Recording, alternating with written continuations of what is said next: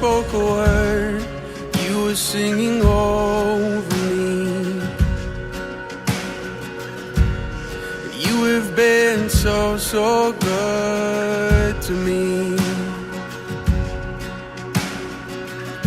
Before I took a breath, you breathed your life in me. And you have been so, so kind to me. Oh, the overwhelming, never-ending, reckless love of God. Oh, it chases me down, fights till I'm found, leaves the 99.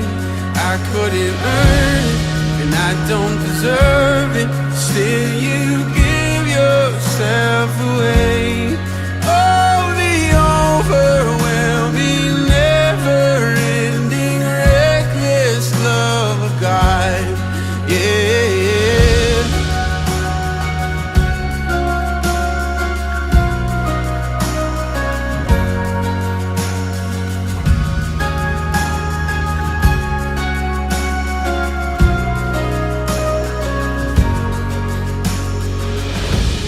When I was your foe, still your love fought for me. You have been so, so good to me.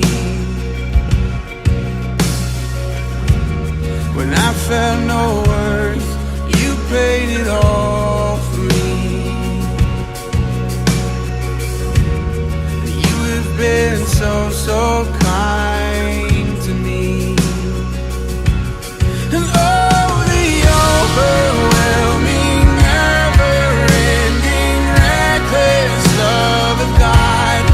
Oh, it chases me down, fights till I'm found, leaves the 99.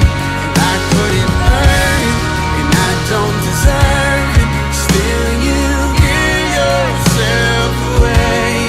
Oh, the overwhelming, never-ending, reckless love of God.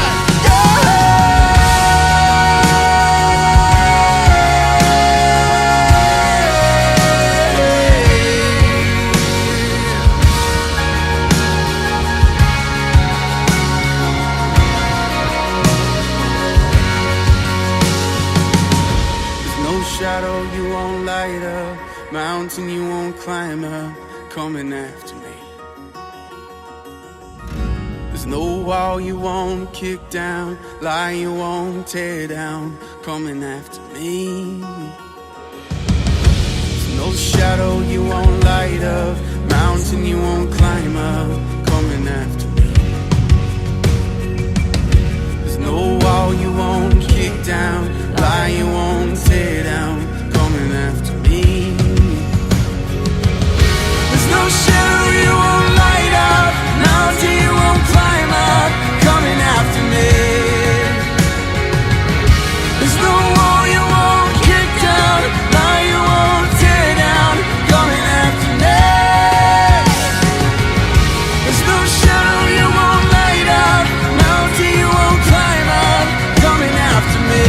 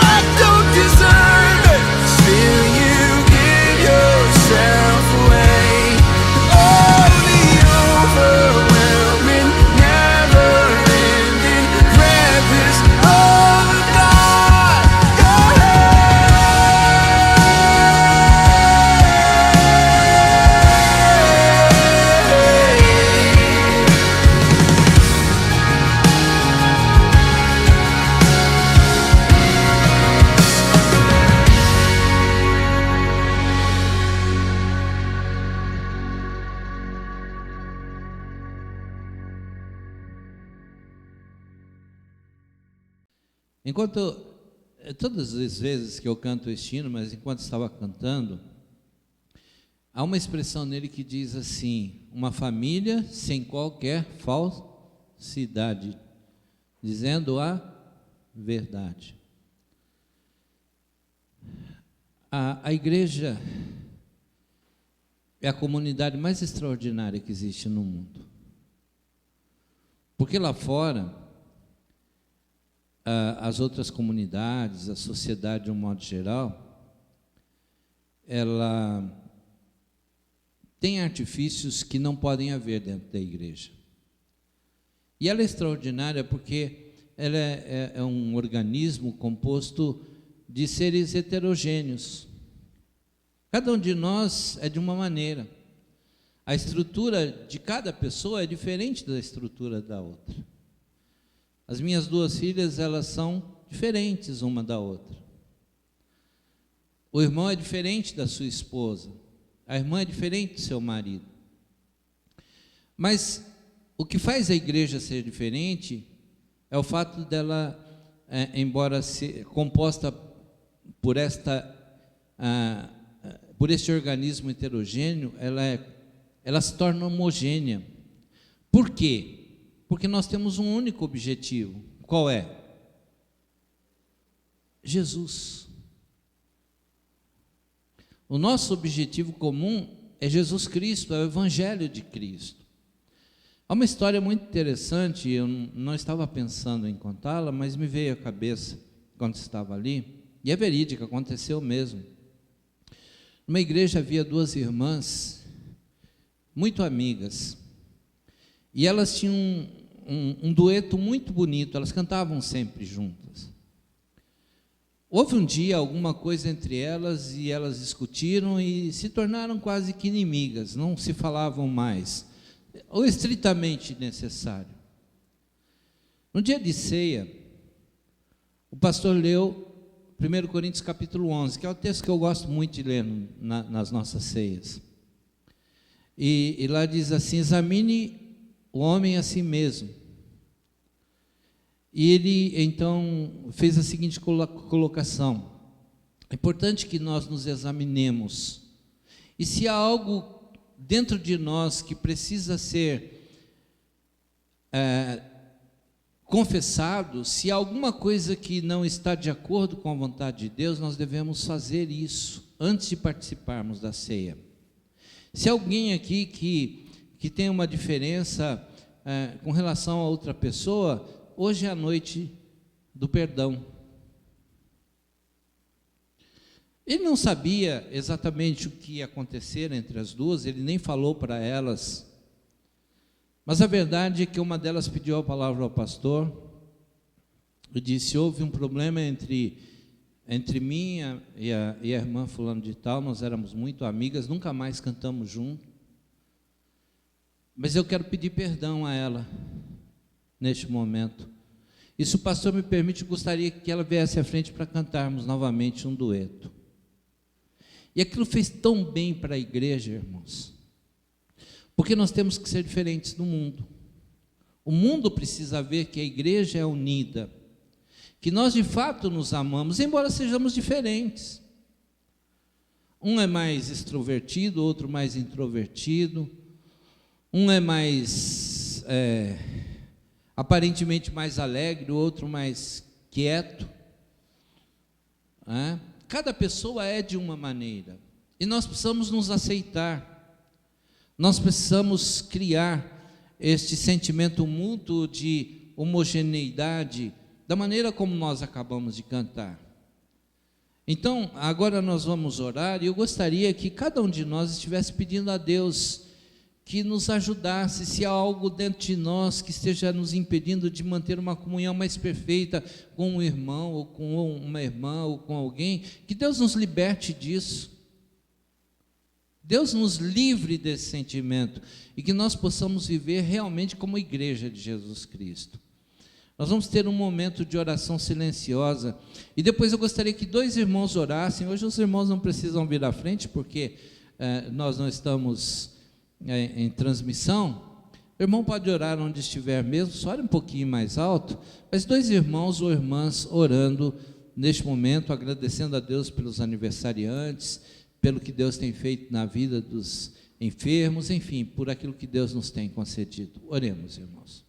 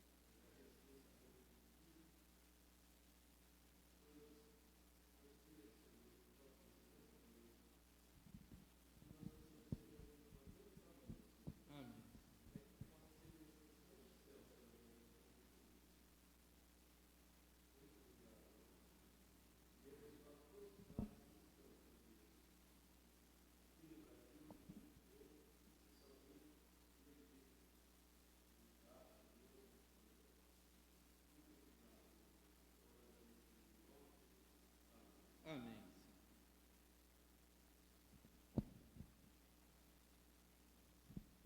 Mais um irmão ou irmã.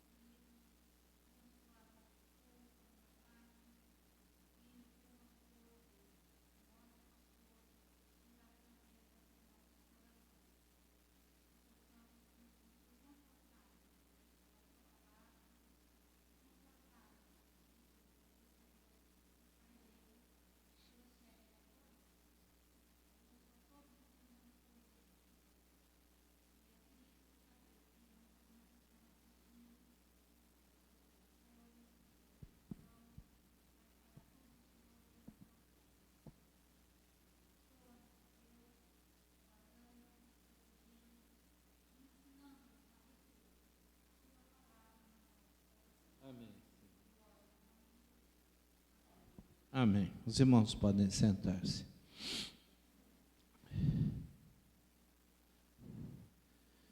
Eu vou pedir licença aos irmãos para mudar a mensagem. Aqueles que acompanham o culto que é transmitido, ouviram as 2 primeiras mensagens de Lucas capítulo 15. Infelizmente não poderão ouvir hoje a terceira, que é o encerramento, é a conclusão. E eu senti no meu coração o desejo, até porque temos várias pessoas não crentes, não convertidas, que acompanham o culto. E esta mensagem é uma mensagem mais evangelística. Então, vou pedir licença aos irmãos para deixar essa mensagem para o próximo domingo. Eu estou dizendo isso em respeito aos irmãos que aqui vieram. Eu gostaria de ler um outro texto. Eu não preparei esta mensagem, mas eu sinto no meu coração que devo falar a este respeito. Eu gostaria que os irmãos abrissem a Bíblia em Atos capítulo 19.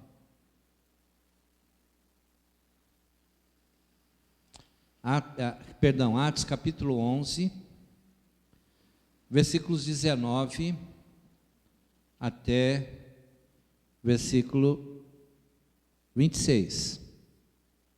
Atos capítulo 11, versículos 19 a 26. E como hoje eu posso fazer isso, porque não temos o problema, não o problema, mas não temos a transmissão, eu gostaria que os irmãos participassem um pouco mais. Então eu quero convidar os irmãos para aqueles que desejarem, ninguém precisa se sentir constrangido, mas aqueles que desejarem para ler um versículo. Atos 11, 19 até o 26. O irmão Tiago ficou em pé, então vamos ficar todos, não é? Para fazermos esta leitura.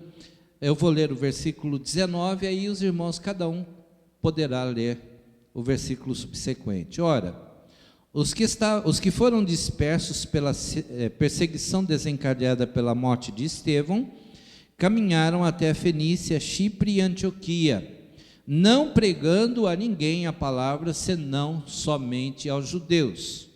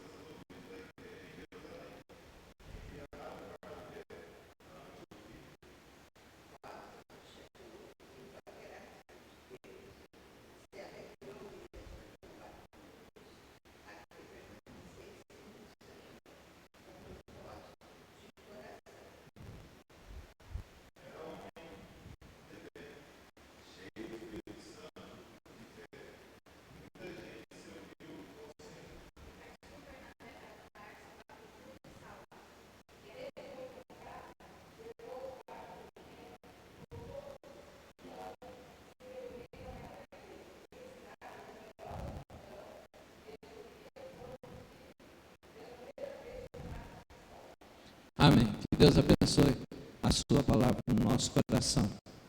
Os irmãos podem sentar-se. O versículo 19, eu gostaria que os irmãos permanecessem com a Bíblia aberta, porque hoje nós vamos mudar um pouco o modo da mensagem. Vai ser uma mensagem mais textual. Ora, os que foram dispersos pela perseguição desencadeada pela morte de Estevão, caminharam até a Fenícia, Chipre e Antioquia. Agora, essa expressão, eu gostaria que os irmãos observassem bem. Não pregando a ninguém a palavra, senão somente aos judeus. Eu serei breve. Em Atos capítulo 1, Jesus está preparado para voltar ao céu, para ser assunto ao céu. Ele chama os seus discípulos, em especial os apóstolos e outros discípulos, e lhes faz uma afirmação. Mateus coloca de uma maneira, Lucas de outra, no Evangelho segundo Lucas, Marcos em outras palavras, e aqui Lucas em Atos coloca de uma maneira diferente também. No versículo 8, Jesus diz, e eu sei que os irmãos conhecem o versículo de cor, Jesus diz aos seus apóstolos e discípulos o seguinte, quem se lembra? Atos 1:8. Ninguém sabe de cor esse versículo? Sabe? Não? Abram a Bíblia, vamos falar juntos esse versículo. Jesus disse que eles deveriam permanecer em Jerusalém, lembram disso? Lembraram? Que eles deveriam permanecer em Jerusalém até que do céu descesse o seu Espírito. E aí quando chega no versículo 8, ele diz o quê? Quem se lembrou agora? Oi, irmã Nair. Lembrou?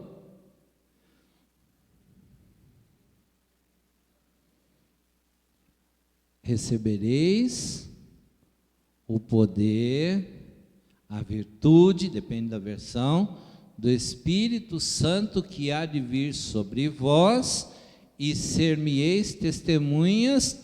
Prestem atenção que Jesus diz aí, tanto em Jerusalém, como na Judéia, Samaria e até aos confins da terra. Por que Jesus usa estas expressões? Jerusalém era o lugar onde a maioria deles estava, onde eles permaneceram, não que eles morassem em Jerusalém. Pedro, por exemplo, morava em Cafarnaum, mas depois provavelmente ele foi viver em Jerusalém, até porque a igreja se estabeleceu, Pedro se tornou um dos líderes da igreja, Tiago se tornou o primeiro pastor da igreja. Então Jesus diz que eles deveriam pregar o evangelho em Jerusalém, mas não só em Jerusalém, ele fala em toda a Judéia. Ele já estendeu um pouco mais, ele já falou aí em missões, vamos pensar em missões estaduais, quem sabe, né? Depois ele diz, ou missões nacionais, depois ele diz Samaria. Olha que coisa interessante, por que Jesus diz Samaria especificamente? Os irmãos já pararam para pensar sobre isso? Judeus e samaritanos não se davam, desde lá no passado, desde que houve a divisão dos reinos. Jerusalém ficou sendo a capital do reino do sul, Judá, e Samaria posteriormente se tornou a capital do reino do norte, Israel. E havia entre eles muita inimizade. Por quê? Porque os samaritanos, eles eram meio judeus, era uma miscigenação, uma mistura de raças.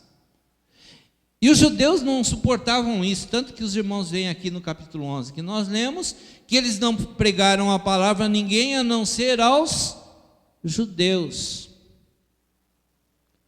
Mas Jesus disse que eles deveriam ir a Samaria. E depois Jesus disse que eles deveriam ir até os confins da terra, mas eles não o fizeram. O evangelho cresceu muito em Jerusalém. Quando nós abrimos Atos capítulo 2, o texto bíblico diz que de uma só feita 3.000 pessoas se converteram e foram batizados. E se os irmãos continuarem lendo o capítulo 2, 37 até o final, observarão que todos os dias o Senhor acrescentava à igreja os que haviam de se salvar, os que iam sendo salvos.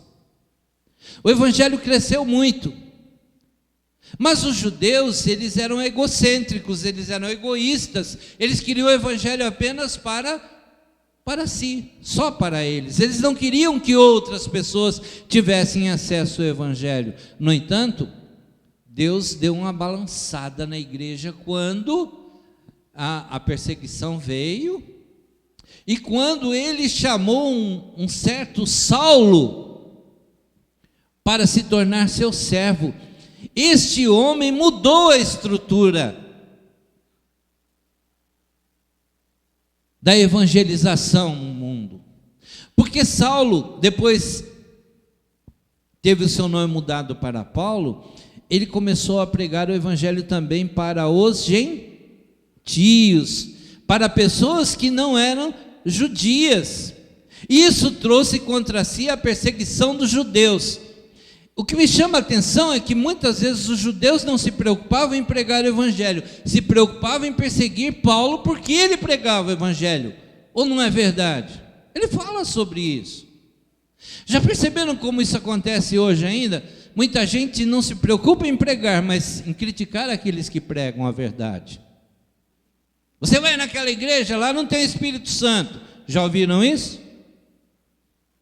Prega o evangelho, deixa a gente pregar o evangelho também. O evangelho chegou até Antioquia. A Bíblia fala sobre 2 Antioquias. Aqui é Antioquia da Psídia. O evangelho chegou e a igreja começou a crescer de uma maneira tal que chamou a atenção da igreja em Jerusalém. E a distância era bem grande, não eram cidades próximas. Hoje, uma viagem de algumas horas de carro. Naquela época, uma viagem bem longa. Então eu gostaria de rapidamente chamar a atenção dos irmãos para os versículos seguintes deste capítulo 11 que nós lemos. Versículo 20 diz assim: havia, porém, entre eles alguns de Chipre e de Cirene, os quais, entrando em Antioquia, falaram aos gregos, anunciando o Senhor Jesus. Agora sim o evangelho começa a ser pregado a outras pessoas, aos gregos. E por que os gregos são importantes? Se os irmãos pararem para pensar, o Novo Testamento foi escrito em que língua? Na língua grega, que era a língua universal da época. Assim como hoje o inglês é a língua universal, naquela época a língua universal era o grego. E era importante que o evangelho crescesse entre eles para que ele pudesse chegar em outros rincões, em outras terras, em outras nações. Mas o texto não para aí. O texto diz que como o evangelho começou a ser pregado de uma maneira tão grande e tão extraordinária entre os gentios, o texto diz que a mão do Senhor era com eles. Aqui está algo extraordinário. A mão do Senhor era com eles. Apenas uma pergunta retórica. A mão do Senhor é conosco? Ninguém precisa responder. É uma pergunta para cada um de nós, para mim, para o irmão, para a irmã. A mão do Senhor é conosco? É algo que nós precisamos responder com toda a sinceridade. Se é, louvado seja o Senhor por isso. Mas se não é, por quê? Por quê? Mas o texto continua dizendo que como a mão do Senhor era com eles, o número de pessoas que creu e se converteu ao Senhor foi muito grande. Muita gente se converteu ao Senhor. Muita gente acreditou no Evangelho de Jesus Cristo. E quando o Evangelho é pregado verdadeiramente, a notícia vai longe. Ela chegou aos ouvidos da igreja em Jerusalém. E aí enviaram Barnabé para ver o que estava acontecendo. Ó Barnabé, vai lá ver o que está acontecendo naquela igreja. Porque nós só pregamos para os judeus, e lá estão gregos, lá estão pessoas de Chipre, de Cirene, de tantas outras nações.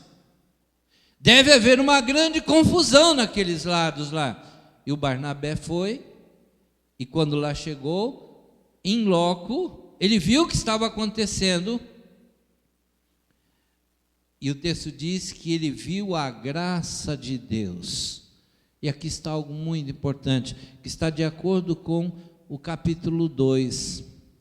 A Bíblia, lá no capítulo 2 de Atos, diz que a igreja caiu na graça das pessoas.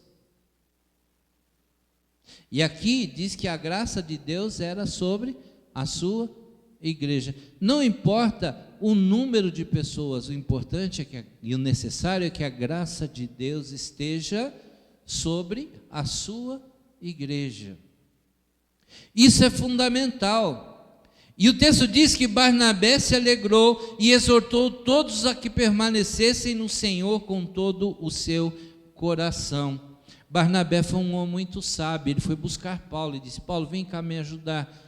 Vamos pregar o evangelho aqui na cidade de Antioquia, porque as pessoas estão prontas para ouvir o evangelho. O evangelho não é apenas para os judeus, o evangelho é para os samaritanos, o evangelho é para os da Judéia, o evangelho é para todas as pessoas.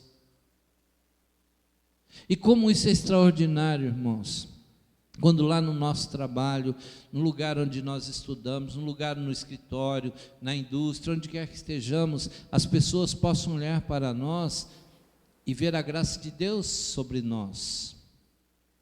E como é extraordinário quando alguém olha para nós e diz assim: você é crente. Eu estava lendo a respeito de uma missionária americana que foi trabalhar, aliás, um missionário, o da missionária é outra história, foi trabalhar no Japão. E ele foi preso na Segunda Guerra Mundial. E ele ficou isolado com um grupo de pessoas que também estavam prisioneiras. Ele não falava japonês. O responsável pelas celas também não falava inglês. Mas é interessante que depois de muito tempo, de vários anos, já havia terminado a guerra, este homem morreu. E um missionário americano que estava lá no Japão foi chamado para fazer o culto fúnebre deste homem. E quando ele chegou ali, ele já estava aculturado, já estava vivendo há um tempo no Japão, ele falava tanto o inglês quanto o japonês. Lá estava um homem sentado, um japonês, e aquele japonês viu que o pastor falava a língua dele, aproximou-se do missionário e disse: esse homem era crente, né? Era um cristão. Ele disse: sim. Como é que o senhor sabia? Ele disse: nós nunca trocamos uma palavra. Ele não falava japonês e eu não falava inglês. Mas todos os dias eu olhava para ele e dizia: este homem é diferente de todos os outros prisioneiros. Isso é graça. Isso é graça. Nós temos que ser diferentes no nosso trabalho, na escola, onde quer que estejamos, na rua. As pessoas devem olhar para nós e ver que de fato somos diferentes. E exatamente foi o que aconteceu, e por isso a igreja cresceu tanto. E esse texto traz uma informação maravilhosa. Diz que pela primeira vez os membros da igreja em Antioquia foram chamados de cristãos. Se nós sairmos aqui hoje e perguntarmos a maioria das pessoas em volta desse templo, e todas elas já foram convidadas para vir aqui, muitas e muitas vezes, mas se perguntarmos a essas pessoas, elas dirão que são cristãs, ou não dirão?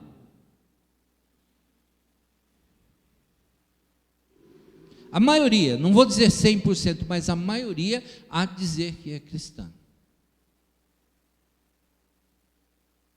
Agora eu pergunto: de fato são? Eu não estou falando de denominação nenhuma, não estou fazendo referência a denominação, nem batista, nem pentecostal, nem católica, não estou falando de denominação, estou falando de vida cristã, vida com Cristo, porque a palavra cristão significa aquele que tem a mente de Cristo. Aquele que tem a mente de Cristo.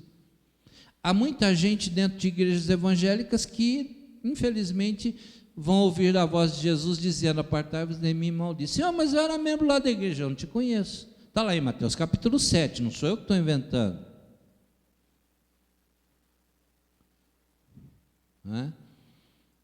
Eu não te conheço. Senhor, mas eu fiz isso, eu fiz aquilo. Olha, eu levei a Fátima para Cristo. Bom, você levou, você foi um instrumento, você levou a Fátima para Cristo, mas você, eu não sei quem é. Cristão você não é.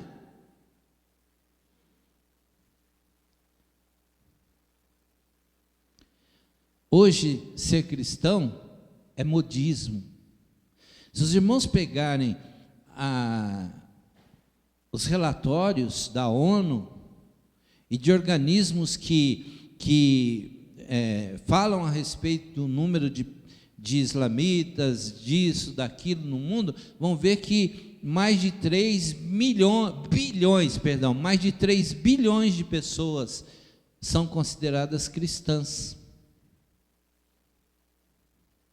Só que quando eu tinha lá meus 22, 23 anos e eu fui para o Rio estudar, e eu saía com a minha Bíblia para ir para a igreja na qual eu trabalhava, as pessoas olhavam para mim e diziam: lá vai o Bíblia.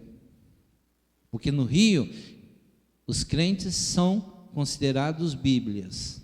Então eu carregava a minha Bíblia, eles diziam: lá vai o Bíblia. Hoje, nós não vemos mais, os irmãos não vão ver mais crentes carregando Bíblia dentro de bolsinha, enrolado em jornal. Eu vi isso muitas vezes. Os irmãos não viram? Por quê? Porque tinham vergonha de carregar a Bíblia. Hoje não, hoje todo mundo carrega uma Bíblia. Mas isso não quer dizer que essa pessoa é cristã. Alguns colocam a Bíblia lá no carro, nunca abriram a Bíblia para ler, mas está lá no carro, é um amuleto. É para proteger, para que não aconteça nada de mal.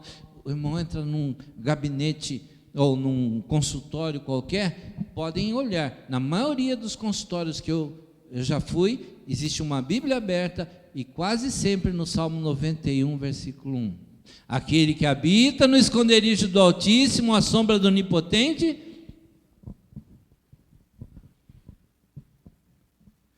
Irmãos, nós temos que sentir, entre aspas, não, eu vou falar um orgulho santo aqui, né? Nós temos que sentir orgulho quando alguém olhar para nós e dizer assim: lá vai um cristão. Ali está alguém diferente, porque realmente nós devemos ser diferentes do mundo. A coisa cresceu tanto que quando nós chegamos no capítulo 15, eu estou concluindo, do livro de Atos, nós vamos ter o primeiro concílio da história. O primeiro concílio da história. Por quê? Porque os judeus não concordavam que o evangelho fosse pregado para outras pessoas. E Paulo, que era um crente muito novo, ele aprendeu que o evangelho é para todos. E aí Paulo lá à frente, escrevendo aos Gálatas, ele diz: eu era um crente jovem, o Pedro era muito mais velho que eu na igreja, mas eu tive que chamar a atenção do Pedro e dizer assim: Pedro, você está errado, porque o evangelho é para todo mundo. É isso que deve acontecer. É por isso que a igreja precisa ser unida, para que quando as pessoas de lá de fora olharem para cá, elas queiram estar conosco. Mas é tão triste quando alguém diz assim: para ficar naquela igreja, ser como aquela pessoa, é melhor eu ficar onde eu estou. Já ouviram isso alguma vez? Já? Eu espero que não seja da nossa igreja. Mas isso acontece. Isso acontece. Que Deus nos abençoe. E que como igreja de Jesus Cristo, nós possamos fazer diferença neste mundo. Que as pessoas que conosco convivem, lá na escola, né, irmã Mara? Lá na escola onde a irmã Eumânia trabalha, lá no condomínio onde trabalha o irmão... É condomínio, né? É, que o irmão trabalha, lá no hotel, lá na loja... Onde o irmão estiver, as pessoas possam olhar e possam sentir desejo de ter uma vida parecida com a do irmão, porque é isso que vale diante de Deus. Que Ele nos abençoe. Nós vamos cantar no 25 do Inário.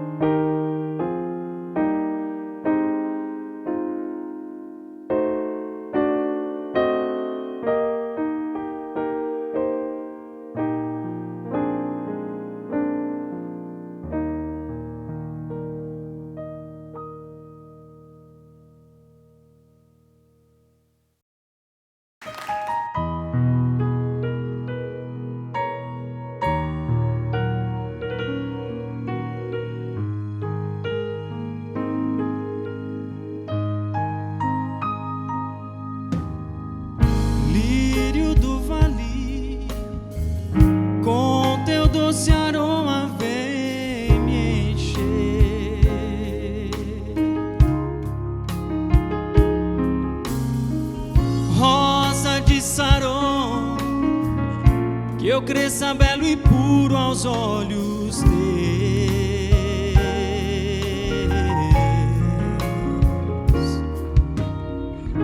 Líder de milhares, faze-me o reflexo de tua luz.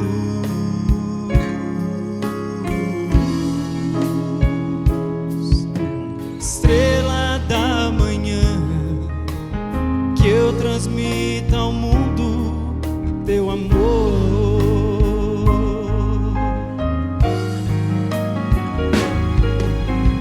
Tua que eu sigo, mostra-me o caminho a seguir.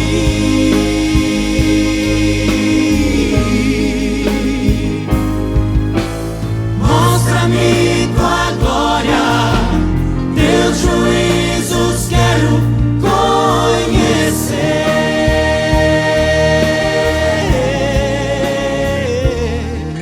Quero ser tua testemunha, transmitindo ao mundo tua luz.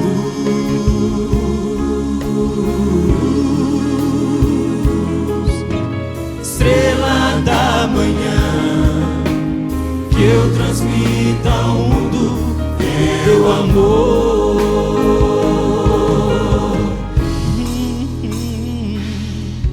Vejo o mundo agonizando, preso às mãos do arco enganador.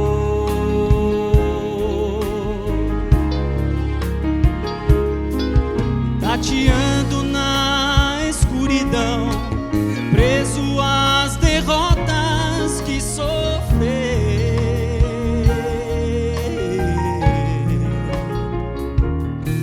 Então eu vejo-te ao lado meu, brota dos teus olhos compaixão.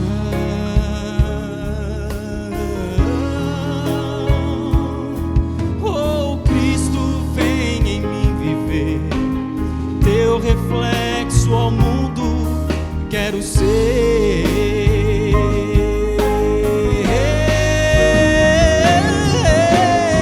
Tua que eu sigo, mostra-me o caminho a seguir.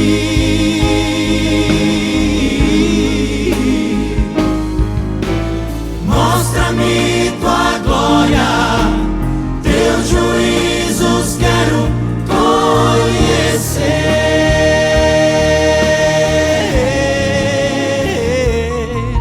Quero ser tua testemunha, transmitindo ao mundo tua luz. Oh, tua luz, estrela da manhã, que eu transmita ao mundo teu amor.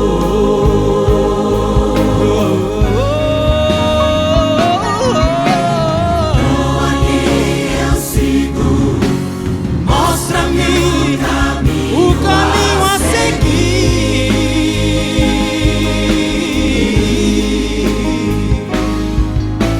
Mostra-me tua glória, teus juízos quero conhecer.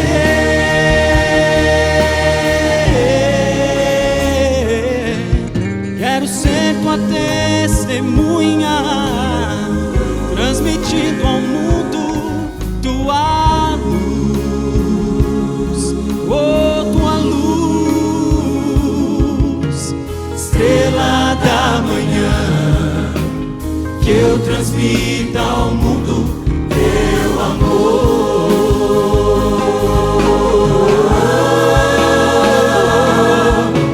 Estrela da manhã, que eu transmita ao mundo tua luz.